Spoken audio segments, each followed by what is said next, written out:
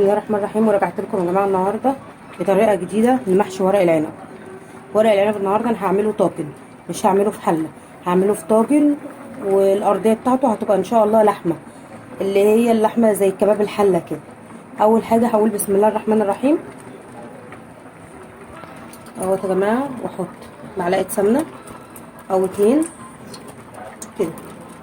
ديت طبعا انتوا عارفين علشان اللحمه انا بنزل الاول بس فيها اللحمه تاخد صدمه، شايفينها اهي. وهوريكم برضك النهارده طريقه جديده لورق العنب. انا كنت الاول بسلقه بعد كده بجففه. النهارده لا، النهارده انا معايا ورق العنب ني اهوت يا جماعه. ورق العنب ني وحطاله ميه سخنه على النار بذره ملح، وهوريكم ازاي هنزله فيه. بصوا يا جماعه انا هعمل ايه. بديها الاول بس صدمه،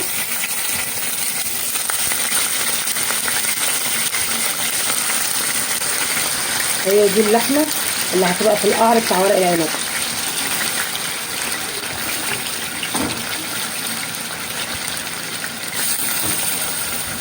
وبعد كده هقول لكم انا هعمل ايه.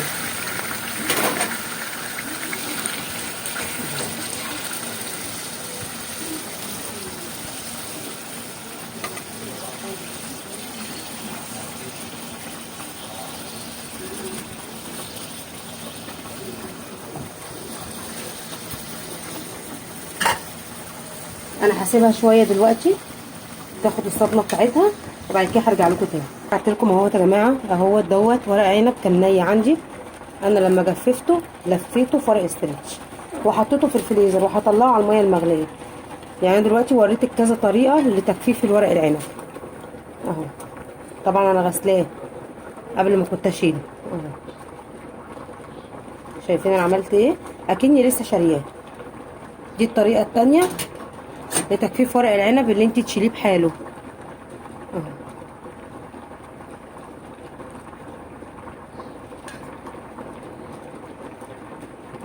وبتطلعيه على ميه سخنه.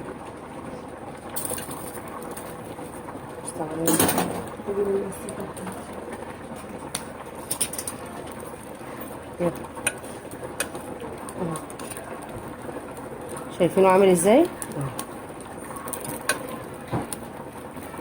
انا يا دوبك بس كده بس بشممه بس النار يطرى بس معايا واطلعه اهويه، وبعد كده ابدا احشي فيه. هنا بقى اللحمه بتاعتنا اهيت خدت طبعا صدمه، وهقول لكم دلوقتي احط فيها ايه وارجع لكم تاني. اهو يا جماعه بعد ما شوحت اللحمه اهيت بقت بالشكل دوت كده. طلعها كلها كده في صح، عشان في خطوه تانية مهمه عايزه اعملها وقدامكم برضك، ومش هخبي خالص اي حاجه عليكم اهو. بسرعه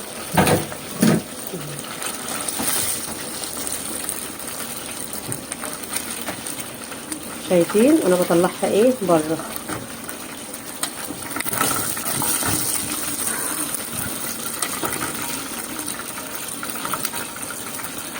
عارفين ايه دوت؟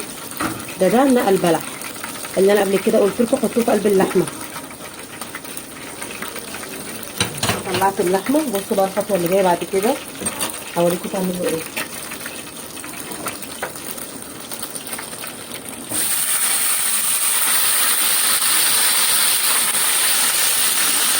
ده بصل وفلفل الوان وطماطميه، تشوحيها برضك في نفس الإدام بتاع اللحمه لغايه ما تدبل خالص. وطبعا هديها ملح وفلفل وبهارات.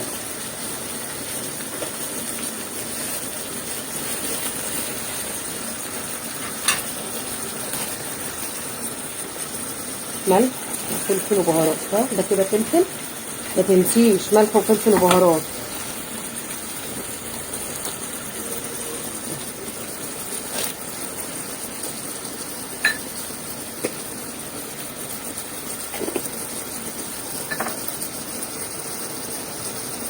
اهو وتسيبيها تدبل، تسيبيها تدبل معاكي. وتغطيها بقى باي غطا حله. وبعد كده هرجع تاني اوريكم اعمل ايه. رجعت لكم تاني يا جماعه اهي. بصوا بقت عامله ازاي اهي. دي بقى انا هعمل بقى فيها ايه.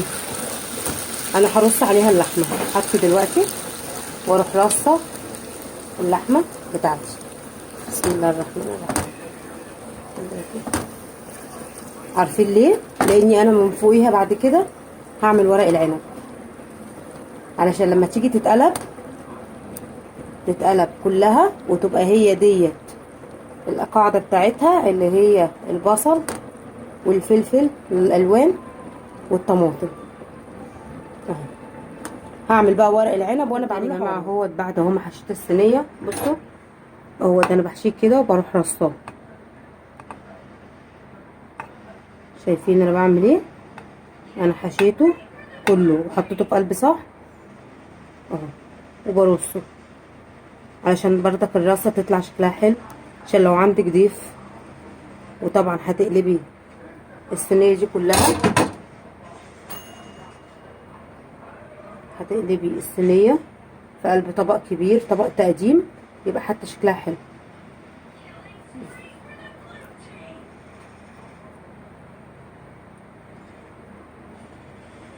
شايفين انا بعمل ايه اهوت.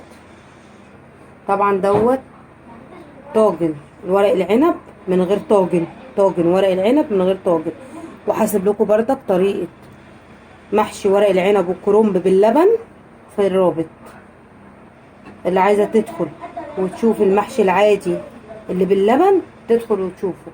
طبعا دلوقتي دوت انا كان معايا طماطمتين ضربتهم في الخلاط، ومعايا شوربه حطيتهم على بعض وهسقي بيهم. بسم الله الرحمن الرحيم.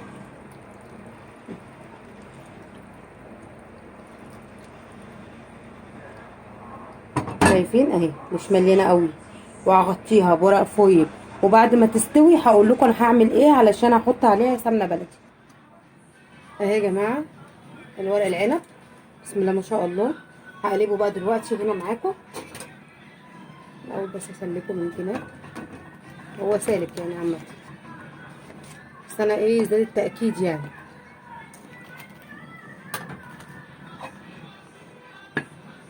هقلبه يا جماعه وارجع لكم. اهو يا جماعه وانا بقلبه بسم الله الرحمن الرحيم. احلى صينيه ورق عنب اهيت. هاتي بقى كل اللي انت كنت عاملاه في قلب الصينيه ده كده. طبعا ما اقولكيش انت لو عندك ضيوف هيبقى ديت عامله ازاي. مسترعه زي الفل بسم الله ما شاء الله. وادي اهوت صينيه ورق العنب باللحمه. بصوا عاملين ازاي يا جماعه اهيت طبقات اهي يا جماعه، نازله زي الفل اهيت من الصينيه اهيت. بصوا ومش مهريه بسم الله ما شاء الله اهيت. وبالهنا والشفا على قلب اي حد يجرب التجربه بتاعتي.